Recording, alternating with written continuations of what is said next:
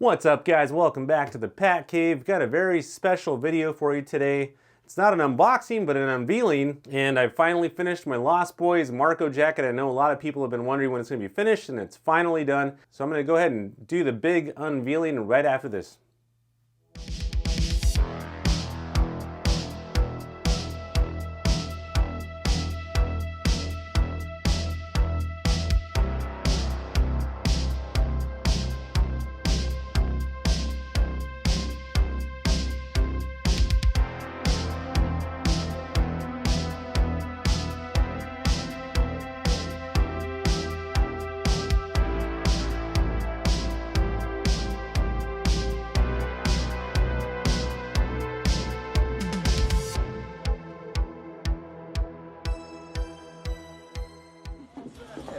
I'm here to watch one thing. What's up, guys? Welcome back. So today is the big unveiling. I'm super excited to show you guys my finished jacket from Lost Boys. This is the one Marko wears. And like I told you I think this was my very first video I said this, but I don't know why, but I always loved this jacket. Growing up, you know, I grew up with the Lost Boys, among other horror movies, and I always loved that movie. Especially loved Marko's jacket. I think all the colors and the patchwork and the patterns were just kind of appealing to me visually. And I decided to make a replica after browsing a thread on the RPF that I kind of actually had been watching it for a while. I remember laying in bed trying to decide, should I start this project, should I not? It's a huge undertaking if you want to do it right. And you know, I ended up doing like a blend of replica patches. I want to say 2 of the patches I have aren't authentic patches, they're replicas. And then the 2 chain stitch patches, because those were custom made for the movie, according to the costume designer. But before we get into that, I was going through my stuff trying to find something, and I actually found, my dad got me this a long time ago, it was a Lost Boys David figure. I don't know, I think they did one of Michael too. This was from McFarlane Toys back in the day, but it's kind of cool. They did really nice. Looks like it was from Cult Classics Series 6. But I always thought this was a neat figure and pretty cool. And I think Sideshow just released a figure of David too. I will say that it's a little strange that, you know, I think Funko has also made Lost Boys stuff, merchandise. And you know, this figure has been made, Sideshow's made David.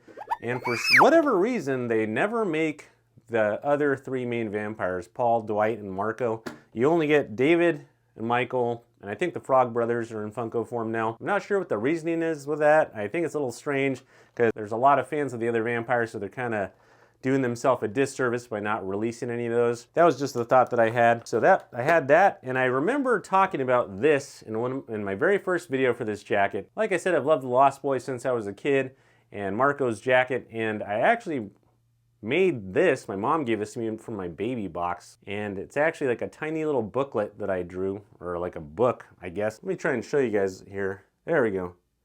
I made this when I was a little kid. I don't know if anyone really cares about this, but I was just trying to show you how much of a fan I was. This says Vampire Coming to Pier, maybe? Something room.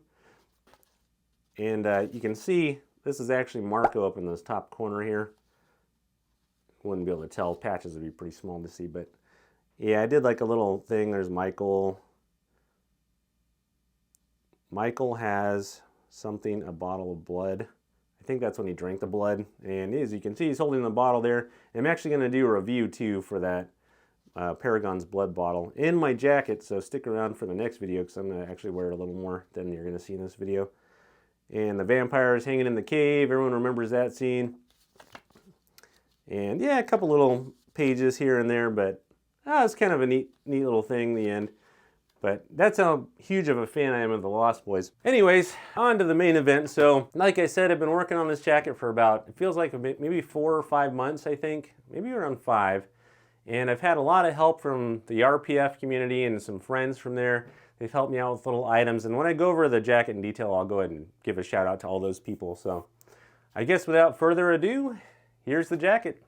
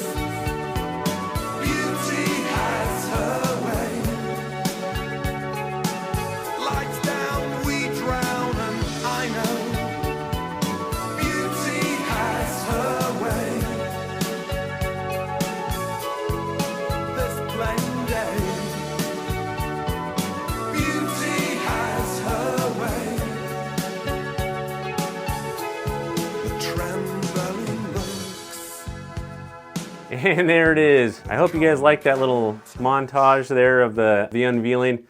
I tried to make the music appropriate. This is my replica of Marko's jacket from the Lost Boys, completely finished.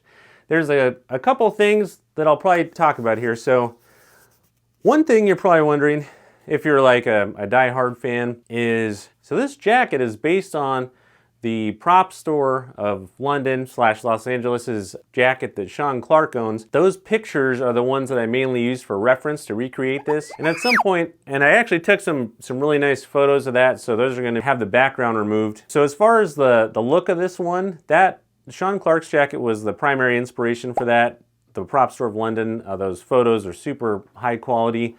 Really good to see a lot of the details. There was the stunt jacket, as we know, too. You know, that one's a little more beat up. I kind of wanted something a little more vibrant. That one's kind of worn more. I think that was used in the cave scene when he gets stabbed.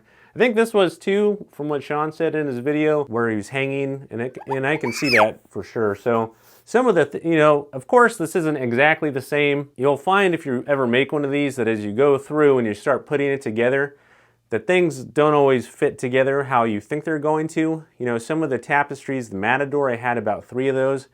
And that particular tapestry, the 3 different versions, the sizes, they were all similar, but they weren't exactly the same. So even those aspects alone are gonna change how this looks overall. So I kind of had to just, you know, adapt and improvise on certain situations like that where things couldn't be exactly the same, which is fine. Even in the movie jackets, they made, you know, 4, I think.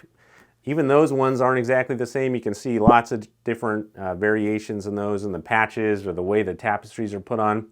And like I said, this one's meant to emulate Sean Clark's jacket the most. He posted that awesome video where he shows that one. So a lot of that, I had to kind of watch certain frames to figure out how certain things go. But I did do a few things differently than his jacket. I did make a couple changes to my version to kind of match the movie version a little bit more so. So I'll go over those right now really quick for people that were wondering what's different or what I tried to do a little bit differently. One thing is the front lady here, the front lady tapestry right here on the shoulder. If you look at Alex's screen use jacket of the placement of this, it's really hard to tell, but you can look at stills and see this, but she's a little bit over to the left a little more. So this edge here where the hair lines up with this piece is a little bit more to the left. And then on Sean Clark's, I think it's a little bit more to the right. And I mainly say that because if you look where her hair ends, it looks like his is a little bit over. I tried to go as absolutely accurate as I could with this, within reason. You know, with the frame, there's only so much I can do, of course, you know, just stuff like that. I even, you know, a lot of this stuff here, like there's on the prop store pictures, you can see a lot of these things. There's a little tiny bit of I think it's a little creature here on the side, but you can see a tiny bit of him, and then where the seam is on the jacket itself, I left that there. I tried to position every single patch exactly the same. The skull here has a little bit of red smeared from the blood on it on the top. I did that. I tried to add the blood and match it to the pictures on this winged wheel here. I tried to do the positioning of all this stuff. The lady was one thing that I did that was a little bit different. You know, her placement was a little bit over to the side. Another thing on Alex's jacket that I did was to the squiddlers here on the shoulder. On his version, the blue side's hanging, you know, closest to the front here. And on Sean Clark's, I think it's got the pink side, so it's flipped. And I had it that way initially when I sewed it on here, and I don't know, I wasn't crazy about it, so I decided to flip it over and kind of match Alex's jacket a little more. I just like how the blue looks on the front a little bit more so. The lures are custom made by a friend of mine, and thank you to him. He really helped me with those. The available ones, for some reason you can't find the originals anymore. Well, not for some reason, they're just old and they're not around anymore. He got these lures custom made sets for people, including myself. This was from his second run, and I know he put a lot of work into these, painting the eyeballs. He even put the little red stripes on the green and yellow squiddler. When I was putting the lures in too, I even did you know, there's a stitch on the movie where you can see just for like a split second, and in like a promotional photo, I'll put that up too, right here. And you can see that on the green and yellow one, there's like a stitch on the top that holds it in place.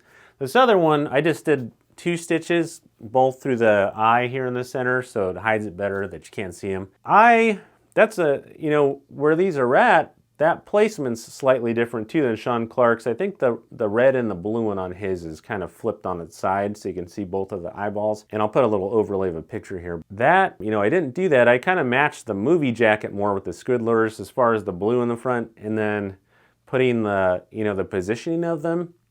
And I know the stunt jacket too actually has the lures like actually more on the top and kind of hanging to the side. I like the look when they're kind of hanging down in the front, so that's what I did for mine.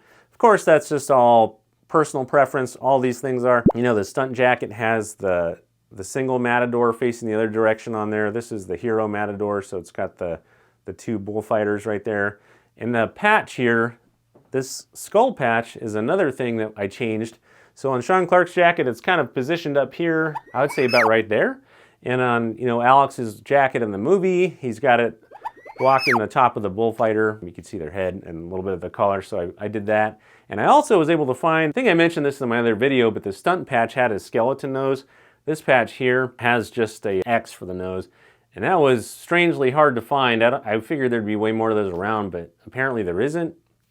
There were a couple others, you know, things that I did a little bit differently on the pictures of on the reference photos I have. The bullfighter, or not the bullfighter, the bull here wasn't quite, it didn't have as much hanging here, but I kind of like how this looks, so I left it. You can cut it if you wanted to once you finish yours, but I liked how it looked just having extra, you know, stuff going on. And then I've got all the extra fraying down the front here. I did a lot of fraying on that, ton of it actually, on most of this.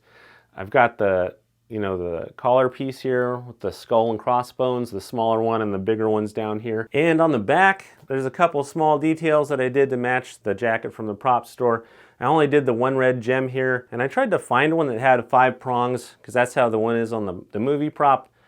I don't know why, but it's not really a common thing, I guess, with jewelry to have 5 prongs, because all of them have 4 or 6. But there is a 5. And I found a picture on Google. I think I mentioned that in a video, but I haven't been able to locate one, so I just put this one on temporarily anyways.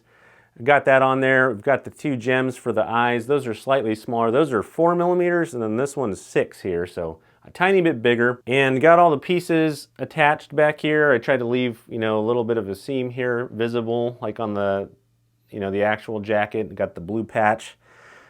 And these patches were chain stitched by a seller on Etsy. So done like the original ones, and it's the same with the Ghost Rider patch on the arm. Those patches, and the price for those was pretty reasonable for what, you know, the amount of work it is. And she's not doing those anymore, she told me, which is unfortunate because they're such good quality. But I got the Ghost Rider patch, and then I have, or sorry, the Ghost Rider patch is down here on the left arm. And then we got the Warbird patch over here. One small thing too that I wasn't able to match exactly to the Sean Clark's jacket was this leopard here, I think, is supposed to be shifted over a tiny bit to the right. So this would normally be shifted over just a tad bit. It's a really small thing. It doesn't bother me just because on the stunt jacket, you can't even see this at some points. The whole wing's like blocking it. It's such a small detail that it doesn't bother me. And then this side matches up great over here where this piece attaches. And one small other change that I made to match Alex's jacket from the movie, the one he wears on screen most of the time, is I left a little bit more space right here. I think on the prop store jacket, this is kind of more covered up and all sealed a lot more. And on the, you know, the movie jacket in the video store scene, for anyone that knows, you can see a good chunk of his jacket showing right here. So I kind of did mine like that just because I like those little touches to kind of make it a little bit different. And this piece down here was from the Peacock. This is another piece that doesn't match the prop store jacket, that doesn't really bother me. There's a Hero Peacock, which has the peacock going one direction, that's used most of it for the front panel specifically. And then there's a stunt one, and apparently this piece on the prop store jacket was from the stunt version, and I didn't have one of those, but I still thought, you know, this works fine. And then the stunt version of the jacket has it like that, so they used both, so that was another thing I was kind of okay with. And I did my best to match up. You know, I actually had to unstitch this quite a few times, which was a pain in the ass. You know, this bull piece originally was a little bit more vertical, and you find when you go to position this on here, the Warbird, that it doesn't quite work well because it's covering up most of this. So I had to unstitch this, and then reposition them, kind of slide it over so it's a little bit more at an angle. And then this I had originally going like more like at an angle too that way, but I had to, I didn't really like that, so I moved it because it looks like it's more, I mean, it's not perfectly up and down on the movie jacket, but, or the prop jackets, but it was more up and down than it was like diagonally. So this is the Ghost Rider patch. This one I had 3 versions of. The first version, too much of the white had been removed, so that wasn't going to work because then when you stitch the edge, it's a lot of it's gone. The second version was fine, except I didn't get a marrowed edge on that, so still have that one, and it looks almost the same. You can't, I mean, unless you're really looking hard, you wouldn't really even notice. But I found a place here that's about an hour away, and I was able to get an actual marrow stitch done on the edge of this patch like the original jacket. And the people there were incredibly nice, really fast. They did it in like an hour maybe. I just went and got McDonald's, you saw that video. But yeah, these chain stitch patches, that's one thing I would say for sure to try and do if you do a jacket.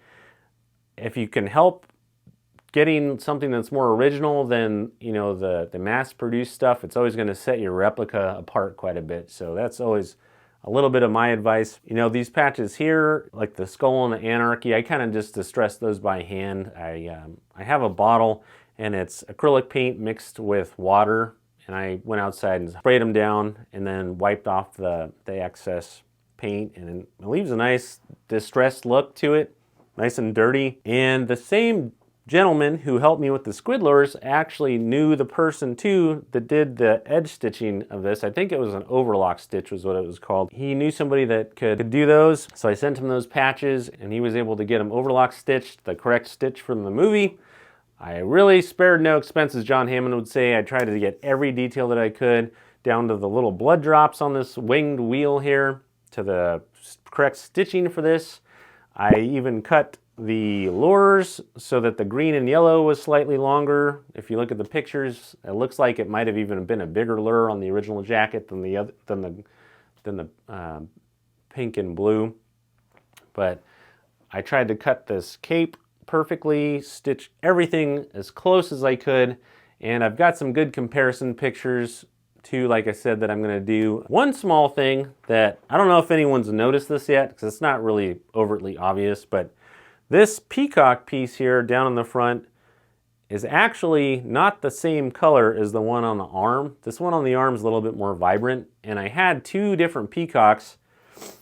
I'll thank you to my friend in the UK, by the way, who helped me out with those, and the peacock tapestry and some of the other patches, the Join the Professionals patch. But this peacock piece that I originally had in the front, the border was messed up. I don't know if this must be a common problem on the peacock tapestries, but the top on some of them is too thin. It's kind of cut off.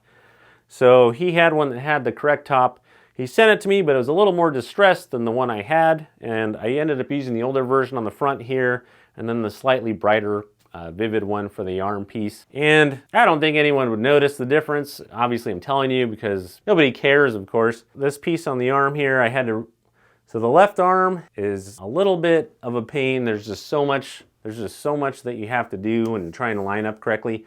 I did the best I could with that, and I think it turned out fairly well. I also did the snap closures here in the middle, so you can see there's actually 4 of them. I only did the top and bottom right now, and there's 4 of them sewn along the edges. There's one on the bottom, one here, here, and here. Those are the hooks on this side, and then the eyes are on this side. And you can see I did quite a bit of the frame here. I'm not sure if I'm going to display it closed or open. I guess either works. I know you guys are anxious to see what it looks like on me, so I'll go ahead and throw it on just so you can get a look, and then I'm going to do the unboxing for Paragon's blood bottle, David's blood bottle, and I'll wear that throughout the video too so you can see it even more so.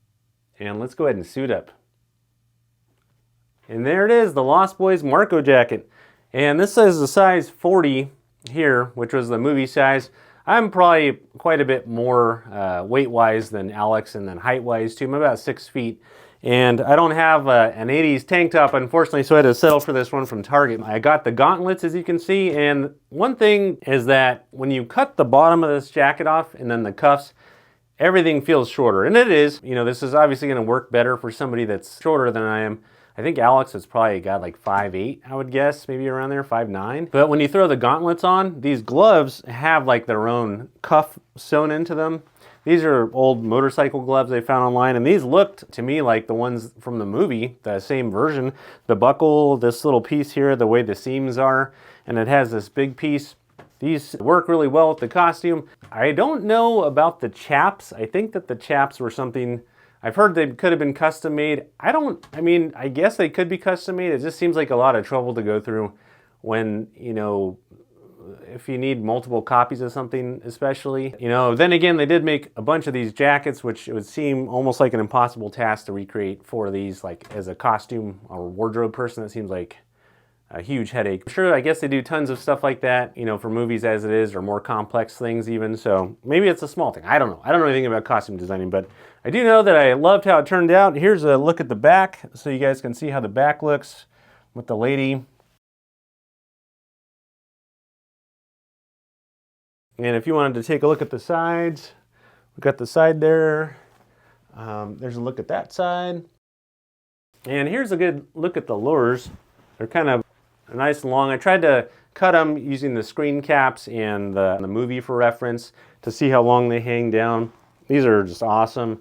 It's funny because, you know, when you buy the jacket, the Levi's, the original one, it feels pretty, I would say, lightweight. I mean, it's denim, but it's still pretty thin. But by the time you add all the patches on and the tapestries and everything, it's got some weight to it. You get the lures put on there.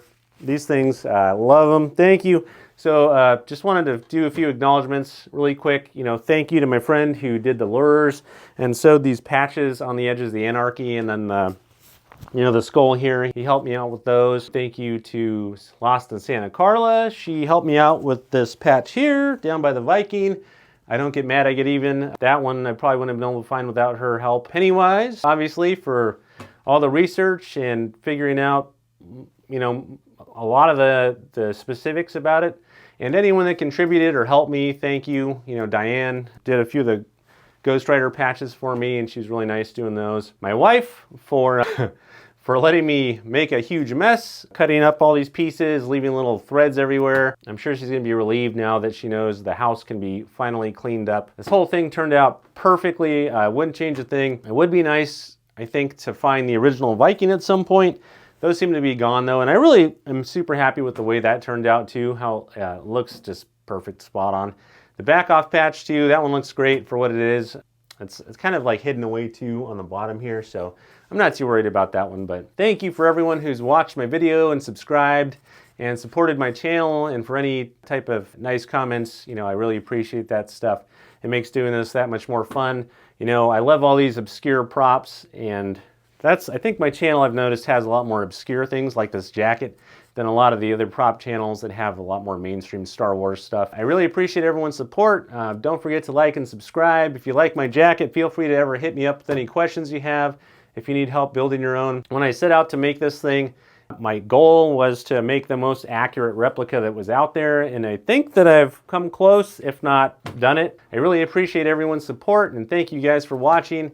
And I'm going to do the Lost Boys blood bottle unboxing here next. I was going to shoot it today, but I don't think I'm going to have time, so I'll probably end up doing that this weekend. I got that from Paragon, and I'll wear my jacket too, so you guys can see it if you want to see any more of it, or you want to see any pictures. Feel free to comment below or send me an email. Yeah, I guess that's it. It's been a long journey, but she's finally done. I'm super happy. You can put it on display now. Maybe it'll be in the background of my next video. And thanks for watching, guys.